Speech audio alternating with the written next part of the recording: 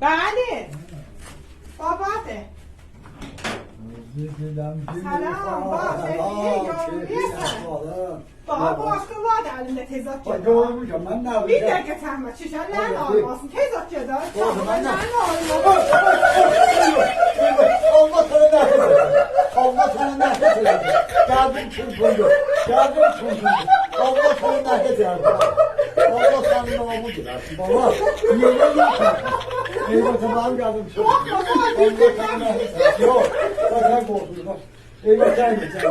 Allah sana nefret eder. Oraya niye girdin sen bana? Oraya niye girdin sen çıkayım ki yerde ha? Başlarda bağırıp atamam. Allah sana nefret eder. Eyvah. Gitti bağırıp geldim. Bıraktım baba. Baba ne kerker vardı, kerker vardı genç boyunca baba ne kerker vardı biraz. Babanı öldürmem daha. Babanı öldüm. Eyvah.